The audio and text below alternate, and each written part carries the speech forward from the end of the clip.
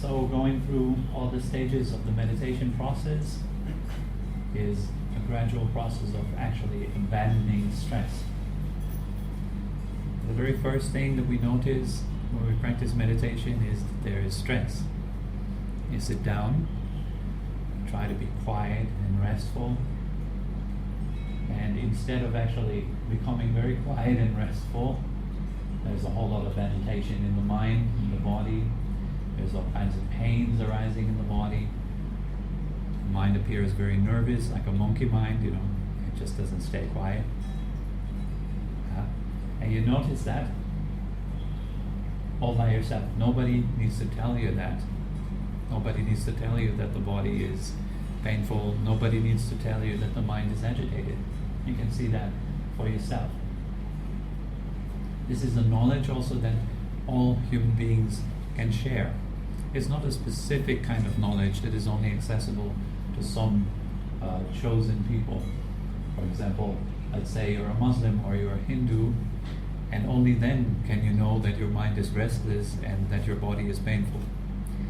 But it doesn't matter who you are, where you come from, what you do, what your skin color is, what your name is, whether you're male or female. You sit down, and the first thing you see is that there is suffering, there is stress. The longer we sit quiet, the more obvious it becomes. Also, the more obvious it becomes that the reason for our movements in life is not pleasure. It is actually that we are uncomfortable with ourselves. So we need to move the body continuously because it becomes uncomfortable, not because it becomes more comfortable. You can notice this for yourself. Is this true what I say, or is it just some fiction that I'm telling you? Is that something do you have to believe in? Is it some philosophical idea that you have to adapt and make your own? Sure not. Something we all can see, right? You sit down and you see that the body doesn't get more comfortable by itself. In fact, it gets more uncomfortable by itself. We don't have to do anything. That's what the body naturally does. It gets more uncomfortable. The mind is similar. It naturally spins, is naturally agitated at this moment. It is unable to rest. Even if we want the mind to rest, even if we order it to rest, it doesn't care, it doesn't listen. You can tell your mind, come on, just be quiet, happy and peaceful for 30 minutes, and the mind just doesn't care. It's a bit like talking to the weather, right? So you can tell the weather, come on, please be nice and sunny, or let there be some rain, and the weather just doesn't care. It rains if all causes for rain are complete, and there is sunshine if all causes for sunshine are complete. It's that simple. Your mind is agitated because all causes for agitation are complete. And the body is painful because all causes for pain are complete. One of those causes for pain in the body, the most famous or the biggest cause for pain in the body, is being born into a body. So the next time you have a headache, you can ask yourself, why do I have a headache? Is it because you ate something wrong? Maybe you're not doing enough exercise? Answer is more simple than that. You have a headache because you're born. If you're not born, there's no headache. Right? We have the pain in our elbows, in our knees, because we have this body, and the body is just like this. It's a painful vessel. It's not a pleasurable vessel. It is only pleasurable in that moment when some pain comes to an end temporarily. Like, let's say when you're having some pain in your knee and you change your knee, and the pain in the knee comes to an end. We perceive that as a pleasurable experience. But it's not really pleasurable. To illustrate that with an example would be if you have a wound, and that wound is about to heal. So when a wound heals, then it becomes usually, it's quite itchy, right? So what you want to do is you want to scratch it. And when you scratch, it feels great. Right? Mm-hmm. So it's nice to scratch a wound. But isn't it better altogether not to have a wound? Even though it's nice to scratch a wound sometime, it's even better not to have it first of all.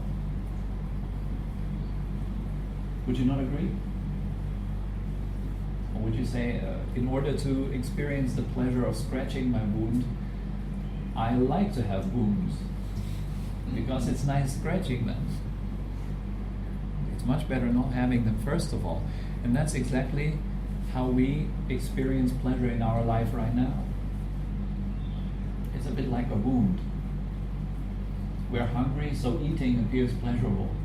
But it only appears pleasurable because we're hungry. We have to suffer hunger first for eating to make sense. We have to suffer the craving for good taste. Most of us are not really dealing with the issue of hunger, admittedly, but we're dealing with craving for good taste.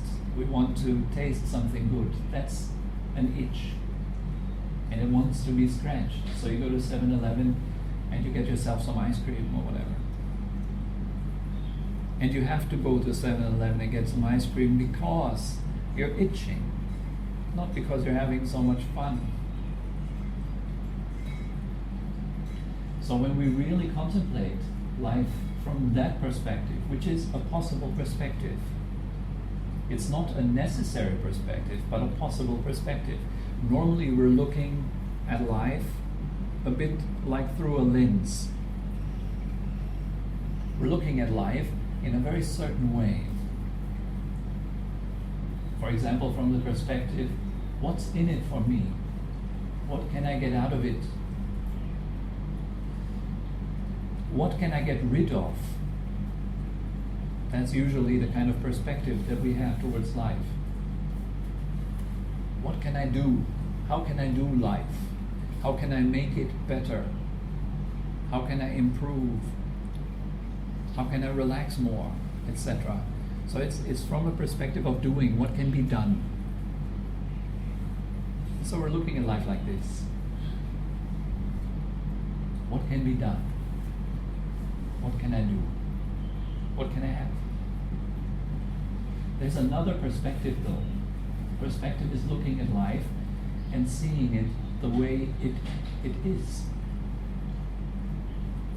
Not the way we want to have it. Not the way we would like to see life, but just simply seeing it like this. It's like this. Life is like this. So when you're living your life, you notice there's many things happening all the time. Sometimes you're nervous, sometimes you're scared, sometimes you're happy, unhappy, agitated, annoyed, judgmental. Notice all these things are there. That's the perspective of somebody who is engaged in spiritual practice. They're not so much interested in getting rid of or trying to accomplish. A spiritual person is rather interested in seeing things the way they are and learning from that seeing, learning from seeing things the way they are, rather than without learning anything, trying to get something. There's a very closed-off perspective that we have if we approach life that way. How can I control it? How can I make it listen to me? How can I make life appear the way I want it to appear? How can I make my neighbor just shut up? How can I make my girlfriend or boyfriend just tell me that that they love me or something like this? And how can I do it? How can I accomplish pleasure? How can I get rid of pain? Rather than that, we see life consists of both of these aspects. It consists of pleasure and it consists of pain. You see that both of these aspects are interdependent. They cannot exist without one another. You cannot have pleasure without pain, and you cannot have pain without pleasure. Just like we cannot have a day without a night. We wouldn't even know what it means to have a day if there was not a night. Or we wouldn't know what it means to breathe in if that was the only thing we would ever do. Then why split the breath into two parts, saying that this one part here is in-breath and the other part there is out-breath, both not really having anything to do with one another, like birth and death. Birth is good, we celebrate it every year. Death is bad, we cry. as if they have nothing to do with one another, you notice. So we see that pleasure and pain, both they belong to each other and they actually cause each other. Like a problem causes a solution, and a solution causes the next problem. Like iPhone 4 being the problem, and it's only the problem because now there's iPhone 5. Before, iPhone 4 was actually the solution, right, to the problem which was then iPhone 3. And see, so our problems turn into solutions, and the solution again turns into the problem, like this. It's not that the iPhone 5 is and always will be the solution. It's not like that. Life is not like that. Things that we consider good are not always good. There might be good temporarily for you, and then you follow them and you figure out that, oh, I wish I wouldn't have done that. You know, like finding someone, falling madly in love with them, and then a few years later having a huge argument and breakup. And all the tears and the sadness, where do they come from? They come from coming together first. We have to come together first for those tears to arise later. So why didn't we first complain when we were falling in love, you know? And then, you know, like all the arguments, all the problems that we have in a relationship naturally arise, of course, because there's coming together. But there is also good times. And those good times also arise from problems. So once we calmly observe life without any demand, we're just looking at it. We learn these things. We learn what the Buddha has learned too. The first noble truth is the noble truth of suffering. And the spiritual path is nothing but developing the skill of letting go of suffering. And we cannot let go of suffering if we do not become aware of suffering first. So this awareness of suffering has to precede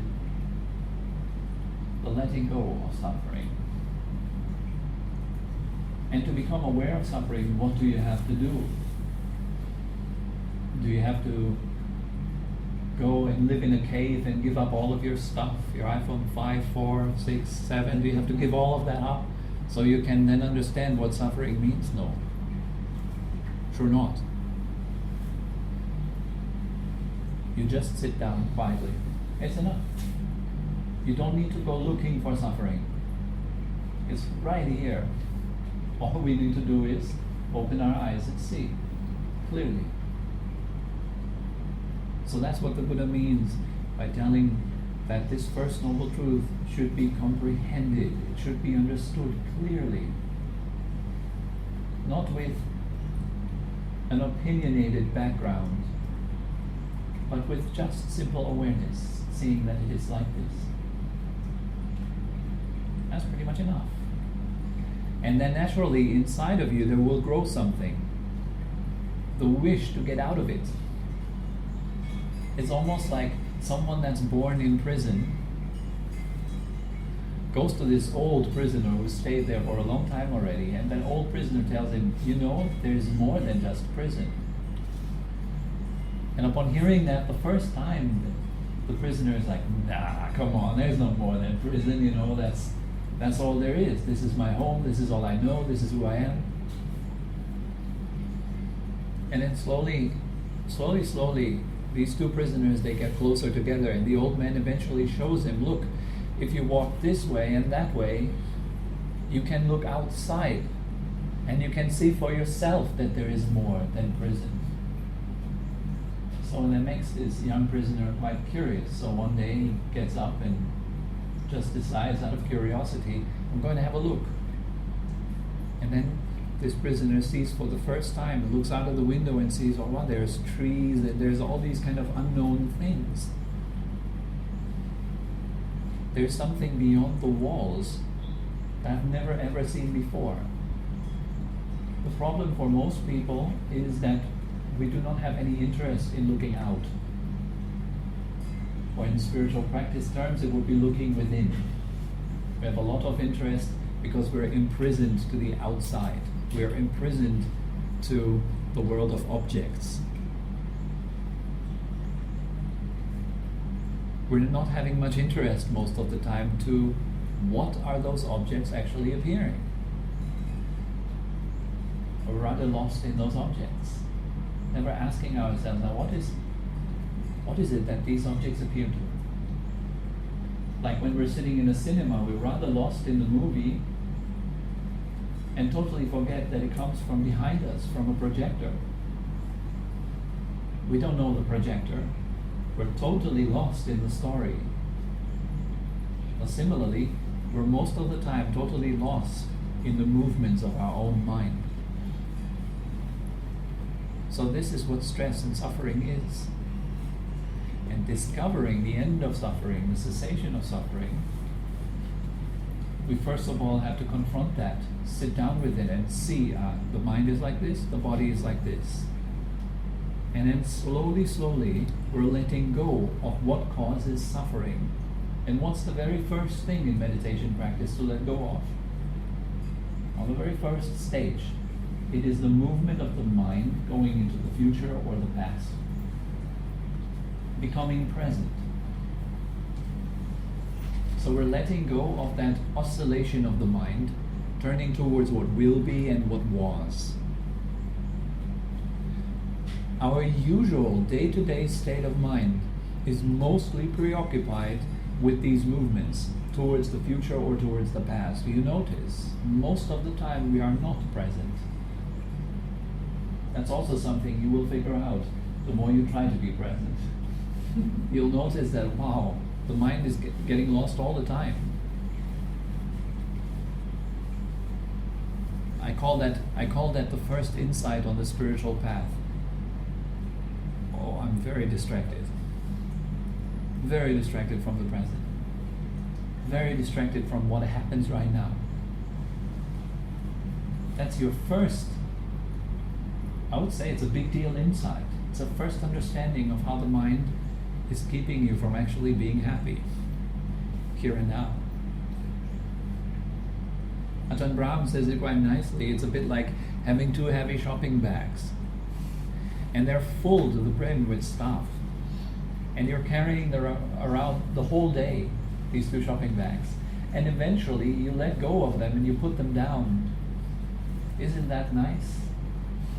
You come back home and you put these two bags down. It's like, a relief. The longer we are carrying them around, the more you want to put them down. These two shopping bags are future and past. Now when you let that go for the first time, when you let go of thinking about the future or the past, then you will notice for the first time, wow, it's nice. It feels great. Then you will know for yourself that thinking about future and past is actually stressful. And only then. If you do not have that insight, it will be philosophy. It's like reading a book about swimming but never going into the pool.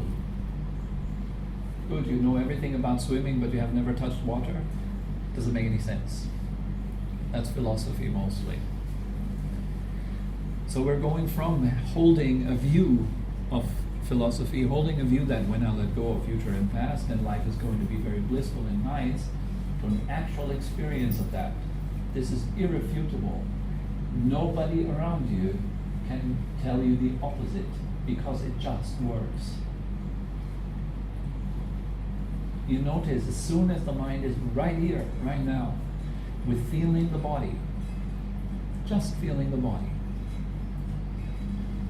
life is more light, it's more easy, it's more comfortable.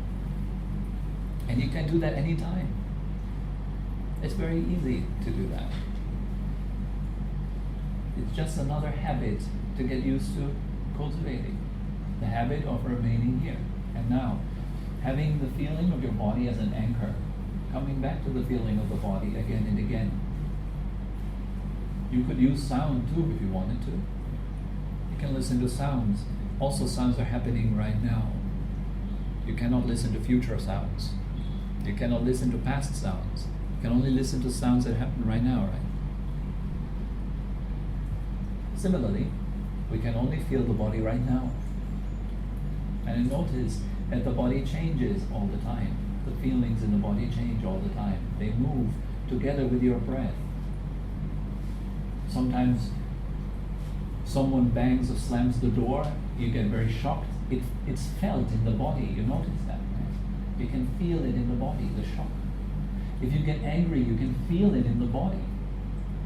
The angry feeling, where do you feel it? In your elbows, your knees, your chest, your belly, your head. Isn't it interesting to have a look at where you feel emotions in the body and what happens with an emotion when you're looking at it? What an emotion is actually like, without just giving it a label and say, okay, I'm done with it, it's anger, let's get rid of it.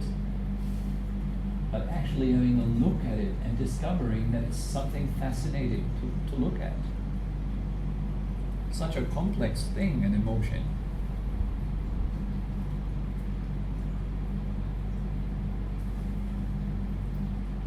Sometimes you're bored. You can even feel that in your body. Tiredness. You can feel all of this stuff in your body. Now this is just the first stage of meditation practice. The first stage of your spiritual path is cultivating this sense of presence. Wherever you are, whatever you do. It's very simple practice. It's only not easy because we're so habituated to drifting off into stories. So here we create another habit, the habit of coming back. Now the second stage in meditation practice deals with the chattering mind.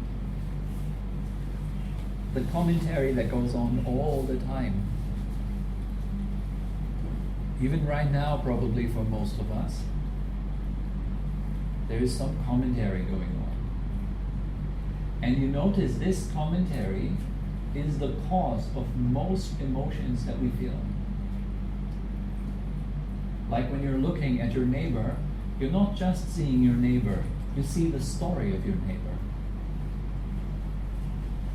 And depending on your story, you're either having a great time seeing your neighbor or it's just awful seeing your neighbor.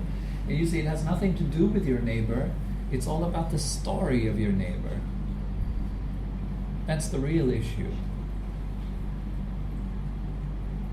But it's even more subtle than that. Looking at yourself, we're only able to look through the filter of this story at ourselves. So we think who we are is what the mind talks about. This is who I am. I am Tobi, I'm 32, I'm from Germany, I did this, I did that, and I'm going to do this, and my meditation is kind of okay, and it should be better, and it could be worse, and whatnot, all that stuff, that story.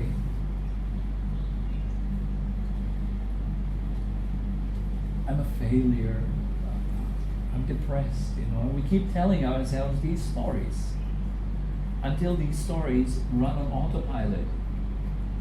And we don't even notice it anymore, but they keep running all the time, like a commentary to your life. About what other people are like, what you should be doing, how you should be, what you should get next, where you should be. And this is one of the main reasons why we cannot relax. Look at this world, it's born of stories. Pardon me, but I'm always mentioning this example because it's just such a powerful example. We have bombs because of stories in our head. Our bodies have no need for bombs. The mind has. And the mind has the need for bombs because of stories. It keeps telling to itself, and it tells these stories because it has learned to tell those stories. So some people, they are raised in a beautiful family. They turn out to have very good stories in their life. It helps them. Some people, they have terrible stories. You're a failure, you never can do it, all this kind of thing keeps spinning around in their head the whole day long. And so they are unsuccessful. They never make it. The story confirms itself over and over again. What's your story like? What do you keep telling yourself the whole day? From the morning until the evening? What's that kind of a story, If this talking mind would be a person that accompanies you all the time into the shower, into the toilet, into your meditation room, constantly accompanying you, commenting on what you're doing. Even you sit down and you do your meditation, the voice still goes on, sitting right next to you. Tobi, please focus a bit harder. Come on, relax more. You should be more relaxed. You're not relaxed enough yet. Come on, how long have you been doing this now? You should be more relaxed than that, What's that sadness? Come on, what's that sadness there? Get rid of it. You shouldn't feel sad. You should be happy all the time. Right? So if this voice is there next to me, it would be incredibly annoying, but it's even worse. It's inside of me. It's so close. It's even worse than just being inside of me, and I notice it. It feels like it is who I am. It's almost like the driver of a car thinking that he is the car. Having a lot of thoughts in our mind, thinking that I am that which thinks. That is slavery to the movement of the mind. So becoming free from that results in even greater happiness. It's stage 2. Noticing that between your thoughts there are gaps, and paying attention to those gaps, being interested in those gaps, results in greater happiness. Because the mind becomes more simple. With the mind becoming more simple, there's more happiness. It's kind of odd, isn't it? You don't have to get more. It's all about less, actually. The less stuff that goes on in your mind, the more happiness is in there. Nothing complicated. That's why children tend to be happier beings, happy beings, because not so much stuff yet. They can freak out on the train, and make jokes, and everyone else goes just like, so loud, so noisy, don't they have any manners? But children don't care about these things. They don't care how they look like to other people. They're just having fun. For us, that's impossible. When we're having fun, we need to get drunk to have fun. And we need to hide in a chamber to actually have fun. We need to lock our doors to have fun. It's almost like this, because if you're just having plain fun out there, people think you're insane. If you're just laughing and expressing happiness and joy like a child would, then there's something wrong. We are worried about how we look like, how we come across, and so forth.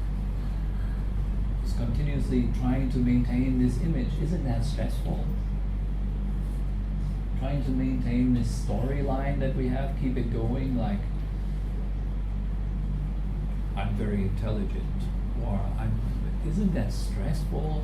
It's constantly having to pretend that you're intelligent, that you know other people, that you know stuff. Isn't that stressful? That you're above other people, below them, looking up to them. It's so stressful. All these storylines, they're so stressful. And we only notice how stressful they are when there's a gap. And we actually pay attention to it. Oh, silence. It's actually nice.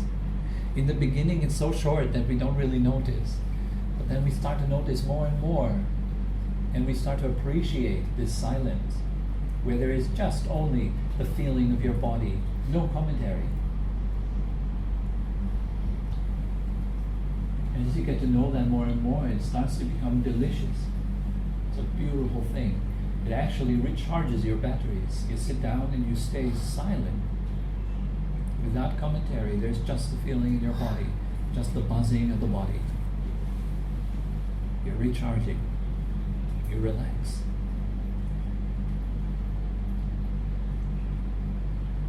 And it's just the second stage. But the mind is still very complicated, if you notice, The mind is still buzzing around, sometimes going to the knee, to the arms, to the head, to all kinds of things. The mind is not stable yet. The attention still moves. So now the third step is then bringing stillness into the movement of attention. Allowing the attention to rest with one single thing. Here, the breath. Could also be a visualization. In some traditions it's visualization. Some traditions is breathing. Some traditions, I don't know, it's sounds or whatever, But what matters is that your attention dwells with one single thing. As the Buddha has taught it, it is breath. That was his own method, actually, of accomplishing stillness of the mind. Watching the breath. Mind you, not controlling breath, watching it. Not trying to breathe, watching breath. Not judging breath, watching breath. Give it a break. Give your breath a break. We have this kind of habit that whatever we are watching, we are then trying to own and control. So we do the same with our breath. But that's the cause of stress. So leave your breath alone. Stop bullying your breath. Leave it, it's just fine. Keeps you alive just fine. Just breathe comfortably. Notice when you're breathing in, you're breathing in. When you're breathing out, you're breathing out. It's very simple awareness. Right now, are you breathing in or are you breathing out? And how do you know? How do you know whether you're breathing in or out? You just know it, right? It's that simple. There's no complicated formula to know the breath going in or out. You just know it. And you stay with exactly that knowledge. Breathing in, breathing out. Very simple. The task here is just stay with it. You don't have to focus on your nose or your belly or anywhere. Just know, now I'm breathing in, now I'm breathing out. Enough. With that, the mind becomes even more simple and it moves even less. And because it moves less, because it is more simple, guess what's coming in more? The mind becoming more simple means more happiness, more joy.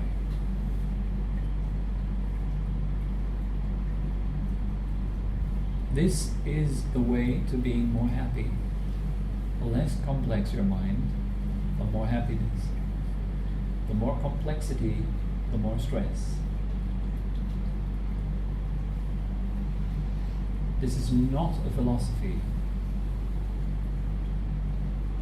I can only say that over and over again. It is not something that you're listening to right now and then it stays at that level. Okay, I've listened to it, it was interesting, just another consumption of information. But it is something to be done, to be seen by yourselves. And it is something that is wonderful. It's a beautiful experience for everybody. It doesn't matter where you're from, what's your background.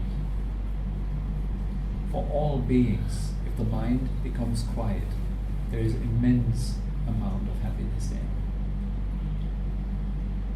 It's pure, natural joy. It is unmade by you. You're not producing the joy, therefore it's so nice. It's not connected to stress. It's nothing you have to make or maintain. Not stressful. It's nothing that you have to defend. There's nothing else that you have to compare it to. All it takes is getting rid of stress. And that happens naturally as your interest goes away from stress. Goes away from what causes stress towards what leads to release from stress. So there's many more levels, but for today I think it's enough to just cover the first 3 levels in a bit of a greater detail, so you guys get an idea of where to start and what to do. And I hope for now that this is quite clear, that you have a good idea of, okay, I sit down and I stay with the feeling of the body at first, then I abandon the chatter, and then I focus on the breath. Just these 3 steps.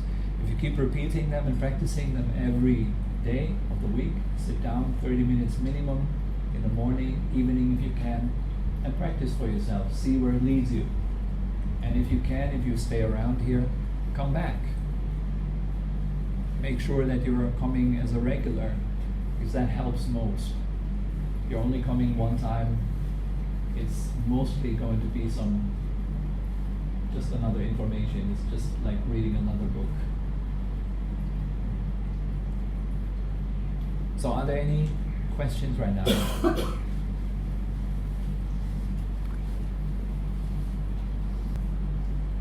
All right, no questions?